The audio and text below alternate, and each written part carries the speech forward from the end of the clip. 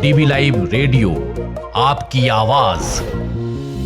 खबरें आज की। नमस्कार, मैं हूं समीर आत्मजविश।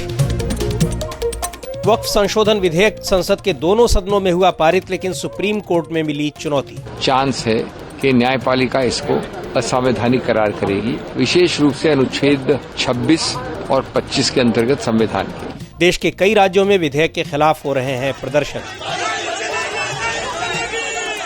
तेलंगाना में जंगल काटने के खिलाफ छात्र कर रहे हैं आंदोलन। हमारी लड़ाई वाइस चांसलर और रजिस्ट्रार से भी है कि उनकी और सीएम की ये मिली भगत है। रात में आप बुलडोजर क्यों लगा रहे हो? जानेंगे भारत की पासपोर्ट रैंकिंग में क्यों आई गिरावट। होंगी खेल की भी खबरें और खास रिपोर्ट भी, लेकिन पहले हेडलाइंस।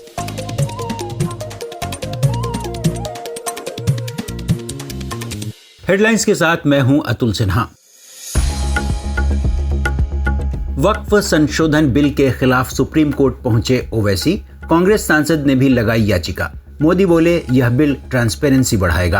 कैबिनेट की अहम बैठक में सरकार ने 18,000 करोड़ से ज्यादा की रेलवे परियोजनाओं को दी मंजूरी। महाराष्ट्र, उड़ीसा, छत्तीसगढ़ के 15 जिलों को बड़ा फायदा। बांग्लादेश के मुख्य सलाहकार मोहम्मद यूनुस से बोले पीएम मोदी, बांग्लादेश में जल्द चुनाव कराएं। संबंधों को नुकसान पहुंचाने वाली बयानबाजी से बचने की हिदायत। हिंदुओं की सुरक्षा का मुद्दा भी उठाया। भूटान के पीएम शेरिंग ताबके ने पीएम मोदी को बताया बड़ा भाई और गुरु। भारत की तारीफों के पुल बांधे। भारत ने दी भूटान को 10,000 करोड़ रुपए की मदद। और चीन ने भी अमेरिका पर 34% जवाबी टैरिफ लगाया। कहा ट्रंप ने ट्रेड नियमों का उल्लंघन किया, यह हम पर दबाव बनाने की कोशिश। डीवी लाइव रेडियो पर आप सुन रहे हैं खबरें आज की। वक्फ संशोधन विधेयक आखिरकार गहमा गहमी के माहौल में संसद के दोनों सदनों से तो पास हो गया और राष्ट्रपति की मंजूरी के बाद यह कानून की शक्ल भी ले लेगा। लेकिन बिल की संवैधानिकता पर सवाल उठ रहे हैं और उसे अब सुप्रीम कोर्ट में चुनौती भी दे दी गई है। वहीं all India Muslim personal law board ने इसके खिलाफ देशव्यापी प्रदर्शन का फैसला लिया है। इस बीच कई राज्यों में बिल के खिलाफ आज भी प्रदर्शन हुए हैं। पूरी जानकारी के साथ हैं अंशिता। संसद के दोनों सदनों ने देर रात तक चर्चा करने के बाद वक्फ संशोधन विधेयक को पास तो कर लिया, लेकिन विधेयक के कानून बनने से पहले ही इसे सुप्रीम कोर्ट में चुनौती दे दी गई। बिल पारित होने के बाद बिहार से कांग्रेस सांसद मोहम्मद जावेद ने सुप्रीम कोर्ट का रुख किया है। जावेद की ओर से दायर याचिका में कहा गया है कि मौजूदा वक्फ संशोधन विधेयक संविधान के तहत मिले तमाम मौलिक अधिकारों का उल्लंघन करता है। जावेद वक्फ संशोधन विधेयक 2024 पर बनी संयुक्त संसदीय समिति जेपीसी के भी सदस्य थे। कांग्रेस और डीएमके ने पहले ही कहा था कि इस कानून को सुप्रीम कोर्ट में चुनौती दी जाएगी, लेकिन जावेद विधेयक के पारित होने के बाद ही सुप्रीम कोर्ट पहुंच गए और इस मामले में याचिका डालने वाले वो पहले व्यक्ति बन गए। कांग्रेस सांसद इमरान मसूद कहते हैं, देखिए, संख्या बल के आधार पर लोकतंत्र के अंदर अगर आप किसी के जीने के अधिकारों के ऊपर चोट करोगे, राइट टू इक्वलिटी संविधान की मूल भावना है और संविधान को रौंदने का काम कर दिया। देश भी देख रहा है और कोर्ट हमारा जाना इसलिए भी है क्योंकि संविधान का जो कस्टोडियन है वो सुप्रीम कोर्ट है। हम सुप्रीम कोर्ट जाएंगे। आपने हमारे साथ करा क्या है? हमारे जीने के अधिकार को छीन लेंगे, हमारी धार्मिक स्वतंत्रता को छीन लेंगे। आप नैरेटिव फैलाएंगे कि साहब हमने पसमंदा मुसलमानों के लिए, हमने महिलाओं के लिए। आप पूरे बिल में एक चीज बताइए, आपने महिलाओं के लिए क्या किया? समाजवादी पार्टी के सांसद जियाउर रहमान वर्क का कहना है कि अब इसके खिलाफ कोर्ट ही एक रास्ता है। देखिए, वक्फ बिल का यकीनन हमने और तमाम विपक्ष पार्टियों ने विरोध किया है और इसके सिलसिले में अब आगे की क्या रणनीति बननी है, क्या तय करना है। यकीनन जब कानून के लिए लोकसभा राज्यसभा से ये बिल पास हो गया है तो फिर हमारे पास एक ही रास्ता बचता है, वो खासतौर से कोर्ट का है। लेकिन फिर भी इस मुल्क की, इस देश की जो हमारे समाज की तंजीमें हैं उनसे मिलकर करके मशवरा करके फिर आगे का कदम उठाएंगे। वहीं कांग्रेस सांसद और सुप्रीम कोर्ट के वकील अभिषेक मनु सिंघवी कहते हैं कि इस कानून को असंवैधानिक बताने के लिए तमाम आधार हैं। मुझे इसमें कोई संदेह नहीं है कि अगर इसमें चुनौती दी जाएगी कभी भी बाद में, तो बहुत अच्छा चांस है कि न्यायपालिका इसको असंवैधानिक करार करेगी, विशेष रूप से अनुच्छेद 26 और 25 के अंतर्गत संविधान। ये बहुत हद तक जो स्वायत्त है, ऑटोनॉमी है, अधिकार क्षेत्र है, अपने खुद के संस्थाओं को स्वचालित करने का मुस्लिम समुदाय में, उसको ये हनन करता है, ले लेता है, नष्ट कर देता है। इसलिए मैं इसको संवैधानिक मानता हूँ और ये दुराव करेगा, ये आपसी वैमनस्य करेगा, अविश्वास करेगा, इसलिए मैं इसकी भर्त्सना कर रहा हूं। इससे पहले कांग्रेस के वरिष्ठ नेता जयराम रमेश ने भी ऐलान किया था कि उनकी पार्टी इस मुद्दे को लेकर सुप्रीम कोर्ट जाएगी और इस बिल की वैधता को चुनौती देगी। कुछ मुस्लिम संगठनों ने भी सुप्रीम कोर्ट में इस बिल को चुनौती देने की बात कही है। All India Muslim personal law board ने इसके खिलाफ देशव्यापी आंदोलन करने का ऐलान किया है।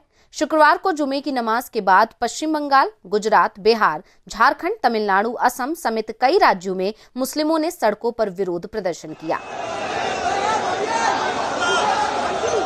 वहीं उत्तर प्रदेश के सभी 75 जिलों में पुलिस हाई अलर्ट पर है। कई जगहों पर फ्लैग मार्च हुआ है और राजधानी लखनऊ में दरगाहों और मस्जिदों की ड्रोन से निगरानी की जा रही है। डीवी लाइव रेडियो के लिए मैं अंशिता।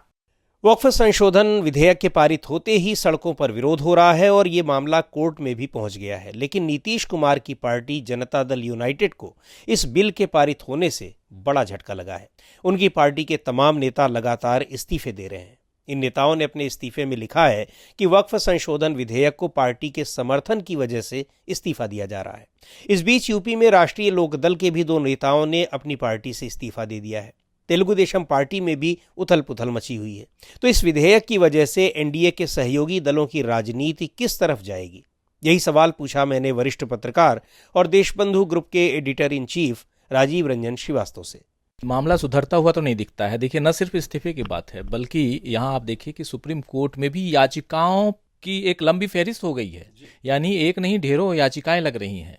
अभिषेक मनु सिंघवी जो वरिष्ठ वकील भी हैं, राज्यसभा सांसद हैं कांग्रेस पार्टी की तरफ से, उन्होंने भी ये बता दिया है कि आखिर कैसे ये बिल जो अब कानून बनने जा रहा है वो कोर्ट में नहीं टिकेगा। यानी कोर्ट इसे असंवैधानिक घोषित कर सकता है। तो एक तरफ कोर्ट का मामला है, दूसरी तरफ सड़क का मामला है। सड़क पे न सिर्फ जो पार्टियों से इस्तीफा दे रहे हैं लोग, यानी जेडीयू से या आरएलडी से या दूसरे दलों से भी लोग इस्तीफा देने की मतलब की लाइन में लगे हुए हैं, बल्कि सड़क पे एक लंबी लड़ाई शुरू हो गई है। लुधियाना से लेकर वहाँ यानी पंजाब से लेकर गुजरात तक और इधर उत्तर प्रदेश से बिहार तक हर तरफ हाहाकार और थोड़ा सा एक हलचल, बहुत तेज हलचल है, खासकर मुस्लिम कम्युनिटी में। और यहाँ एक और बात मेंशन करने वाली है, वो ये है कि आप देखिए, चाहे लोकसभा हो या राज्यसभा हो, विपक्ष ने अपनी ताकत दिखा दी है कि देखिए, हमारा जो संख्या बल में हम अगर उतने ही रहते, आपके बराबर रहते, तो आज सरकार में आप नहीं हम होते। लेकिन सरकार में न रहते हुए भी संख्या बल में हम आपसे मजबूत हैं। तो एक तो ये बात। दूसरी बात जो आपका सवाल है वो इंपॉर्टेंट है, और उसमें ये कि अगर जेडीयू है या आरएलडी है या ऐसे दल जो भी हैं, ये कमजोर होंगे आने वाले समय में और भी, क्योंकि एक अल्पसंख्यक वर्ग है जो इनको सेकुलर पार्टी के रूप में मानता था और इनके साथ जुड़ा हुआ था। आज आप ये सोचिए, इनको लगता है कि इनके साथ विश्वासघात हुआ है। इसलिए क्योंकि आप पर विश्वास करके आप जैसे नेताओं का साथ देते आए ये लोग जो अल्पसंख्यक वर्ग से हैं, मुस्लिम वर्ग से हैं, कल को आज वो छला हुआ महसूस कर रहे हैं कि जब उनकी बारी आई तो उनके लिए आप खड़े नहीं हुए। ये बिल सही है गलत है ये मायने नहीं रखता समीर जी, मायने ये रखता है कि अभी क्या आप अपने लोगों के साथ हैं। जी बिल्कुल, इसीलिए यही बात कही भी थी। उनको एक चेतावनी दे दी गई थी पर्सनल लॉ बोर्ड की ओर से भी, और मुस्लिम संगठनों ने भी कहा था। लेकिन इन सब के बावजूद अगर ये इन पार्टियों ने ये स्टेप उठाया है तो किस तरह का राजनीतिक नुकसान होने की आशंका है, वो चाहे जेडीयू हो, एलजेपी हो, या फिर जयंत चौधरी की पार्टी हो, और या फिर तेलुगु देशम पार्टी हो। देखिए साफ ये बात तो नीतीश बाबू को भी या जयंत चौधरी को, चिराग पासवान को या चंद्रबाबू नायडू को, इन तमाम लोगों को ये बात तो समझ में आ रही होगी, और अब तो नवीन बाबू को भी समझ में आ रही होगी, क्योंकि उन्होंने कह दिया कि अंतरात्मा की आवाज़ सुनिए और अपने हिसाब से आप वो कीजिए, वोट दीजिए। तो बीजेडी की बात मैं कर रहा हूँ, बीजू जनता दल की। लेकिन सवाल ये है कि इन लोगों को नुकसान इन लोगों को भरपूर ऑलरेडी उसकी शुरुआत हो गई है, जब इनके साथी इनका साथ छोड़ रहे हैं। एक एमएलए या एक यानी विधायक पद का उम्मीदवार या एमएलसी या लोकसभा मेंबर या राज्यसभा मेंबर, अगर वो आपका साथ छोड़ता है तो उसका जनाधार कहीं ना कहीं उसके साथ जाता है, यानी खिसकता है। इसलिए तो उनका एक पार्टी से दूसरे पार्टी में प्रवेश होता है। और ऐसे में आज नीतीश बाबू की हालत सबसे खराब, सबसे बुरी स्थिति में नीतीश कुमार हैं। नीतीश कुमार आखिर करें तो क्या करें? सामने 6 महीने बाद चुनाव है, अपनी पार्टी बचाएं कि सरकार बचाएं? सरकार का साथ, अगर वो बीजेपी का साथ छोड़ते हैं सरकार गिरेगी, लेकिन क्या लालू प्रसाद यादव या इधर राहुल गांधी अपने साथ लेना चाहेंगे? ये भी आज की तारीख में क्या नीतीश कुमार को शेल्टर इधर से मिलने वाला है?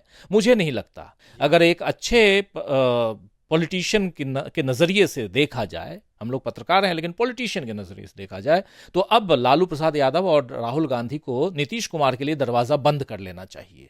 और दूसरी बात, नीतीश बाबू को यह भी लगता है कि कैसे पार्टी आखिर बचाएंगे। इनके जितने अल्पसंख्यक साथी हैं वो अब इनका साथ छोड़ रहे हैं, इनका चेहरा बेनकाब हो चुका है।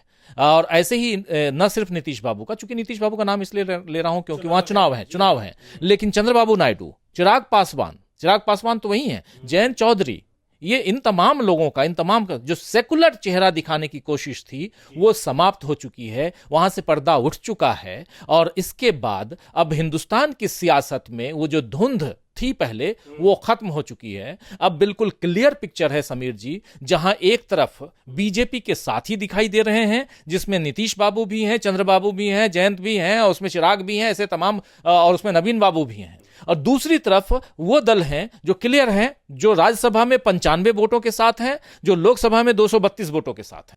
ये थे वरिष्ठ पत्रकार Rajeev Ranjan Srivastava. DB live radio पर आप सुनते हैं देश दुनिया की ताजा तरीन खबरें और खबरों के बीच की खबरें यानी विश्लेषण भी। खबरों और विश्लेषण के अलावा यहाँ होती है साहित्य, कला, संस्कृति और विज्ञान से लेकर आर्थिक और खेल जगत की भी चर्चा। और अब खबर तेलंगाना से। तेलंगाना की राजधानी हैदराबाद में हैदराबाद विश्वविद्यालय के पास करीब 400 एकड़ जमीन को लेकर विवाद हो रहा है।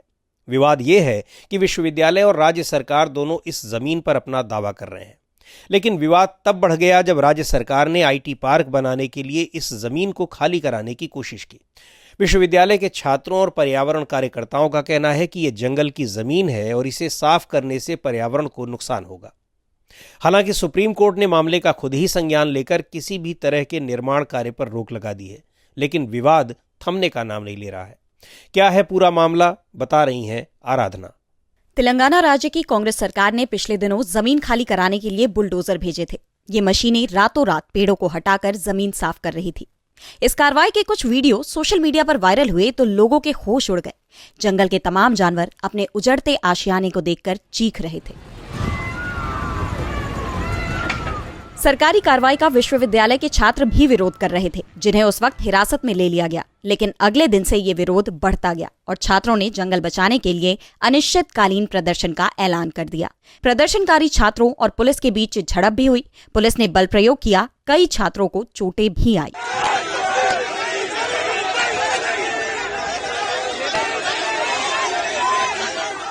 छात्रों का कहना था कि उनका विरोध पर्यावरण को लेकर है। पेड़ कटने से पर्यावरण को नुकसान होगा, जमीन चाहे जिसकी हो। हमारी लड़ाई वाइस चांसलर और रजिस्ट्रार से भी है कि उनकी और सीएम की ये मिली भगत है। रात में आप बुलडोजर क्यों लगा रहे हो? हमारा जो अपना यूनिवर्सिटी का लैंड है वो हमसे छीन लिया गया है, जो हमारा रिच बायोडाइवर्सिटी था।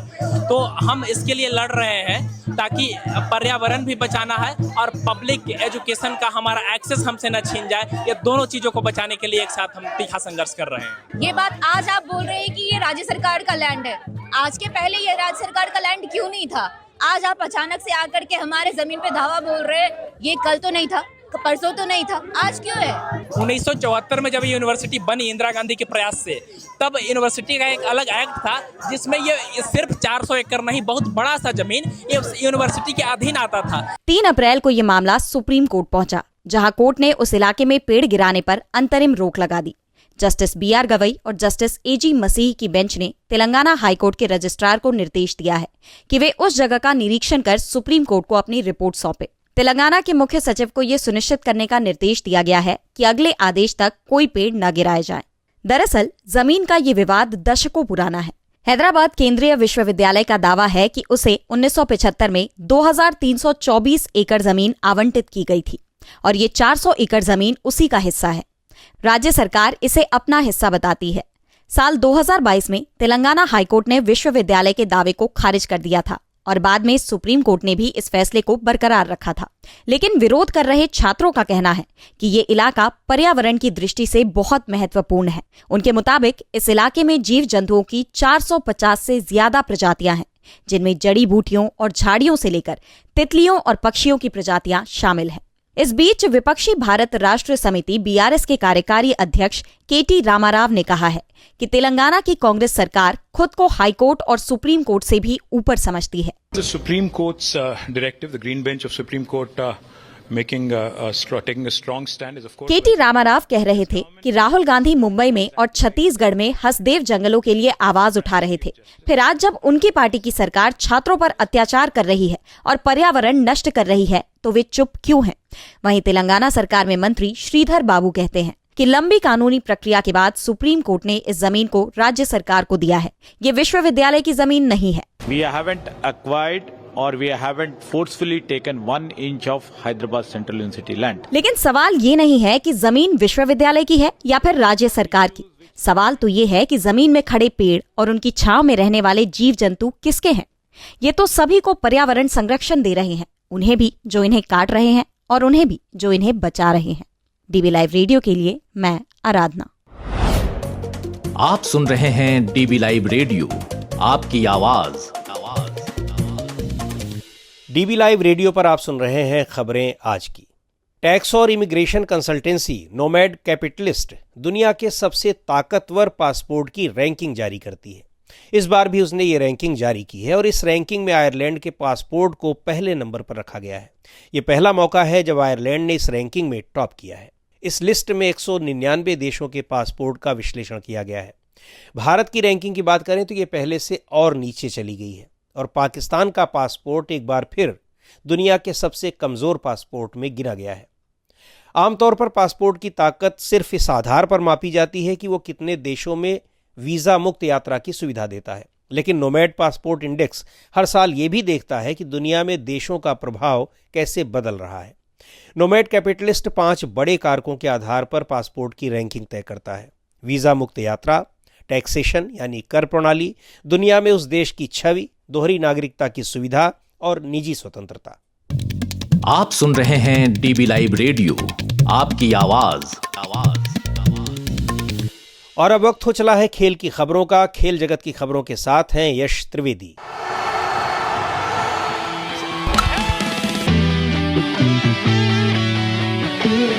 आईपीएल हर साल क्रिकेट प्रेमियों के लिए नए और अनोखे टैलेंट्स का खजाना लेकर आता है। ये लीग न केवल रोमांचक मुकाबलों के लिए जानी जाती है, बल्कि उन खिलाड़ियों के लिए भी चर्चा में रहती है जो अपने अनोखे हुनर से सबको हैरान कर देते हैं। आईपीएल 2025 में ऐसा ही एक नया सितारा उभर कर सामने आया है, जो सनराइजर्स हैदराबाद का हिस्सा है। श्रीलंका के कामेंदु मेंडिस ने अपने दोनों हाथों से गेंदबाजी करने की काबिलियत के चलते क्रिकेट जगत में हलचल मचा दी है। गुरुवार को गुजरात टाइटंस और कोलकाता नाइट राइडर्स के बीच खेले गए मैच में मेंडिस ने अपना आईपीएल डेब्यू किया और पहले ही मैच में अपने हुनर का जलवा भी बिखेर दिया। मेंडिस की खासियत यह है कि वो दाएं और बाएं दोनों हाथों से गेंदबाजी कर सकते हैं। इस डेब्यू मैच में उन्होंने कोलकाता नाइट राइडर्स के खिलाफ कुछ ऐसा कर दिखाया जिसने सभी को चौंका दिया। कोलकाता की पारी के 12वें ओवर में जब मेंडिस गेंदबाजी के लिए आए तो क्रीज पर अंगकृष रघुवंशी और वेंकटेश अय्यर बल्लेबाजी कर रहे थे।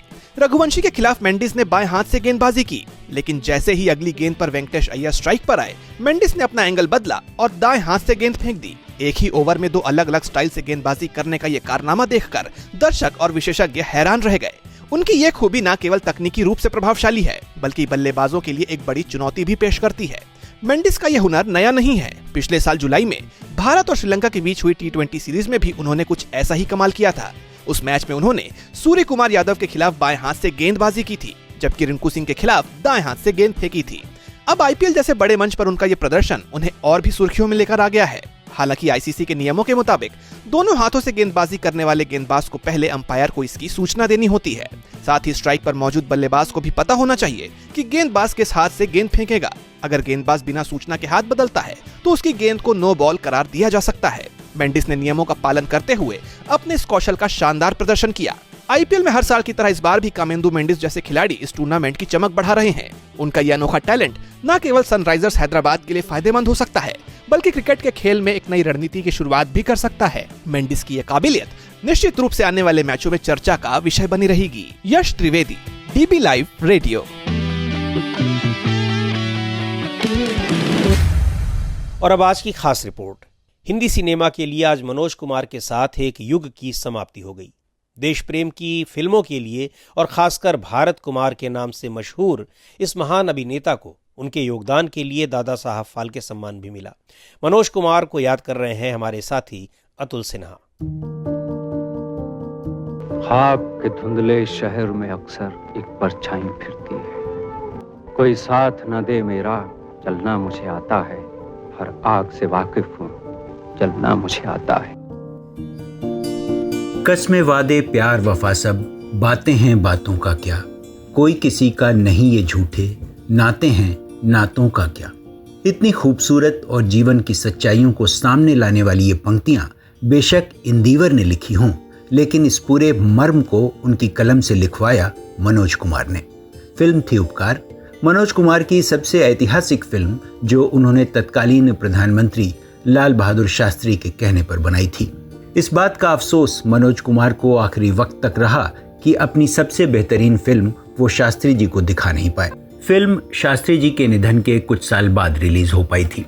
87 साल की उम्र में मनोज कुमार का जाना कोई ताज्जुब तो पैदा नहीं करता, लेकिन उनके साथ एक युग का चला जाना बेशक भारतीय सिनेमा के साथ साथ उन तमाम दर्शकों के लिए तकलीफ देह है जो मनोज कुमार को उनकी फिल्मों में भारत के नाम से या एक देशभक्त के नाम से जानते और मानते थे।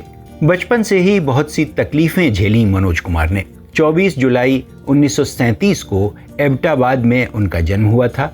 वही एबटाबाद जो अब पाकिस्तान के खैबर पख्तूनख्वा में है और जिसे ओसामा बिन लादेन की वजह से ज्यादा जाना जाता है। यहीं अमेरिका ने ओसामा को मार गिराया था। मनोज कुमार के जहन में बेशक उस वक्त अपने बचपन का एबटाबाद याद आ गया होगा, जहां विभाजन के वक्त 1947 के दंगों में उन्होंने अपने 2 महीने के भाई को खो दिया था और इलाज के लिए तड़पती मां को बचाने के लिए बदहवास से डॉक्टरों से उलझ पड़े थे। बड़ी मुश्किलों से उनका परिवार बंटवारे के बाद दिल्ली आया और शरणार्थी कैंप में कई महीने गुजारे। माता पिता ने नाम रखा था हरि कृष्ण गोस्वामी। बचपन से ही दिलीप कुमार के दीवाने थे। 1949 में ही दिलीप साहब की फिल्म शबनम देखकर उन्होंने अपना नाम रखा मनोज।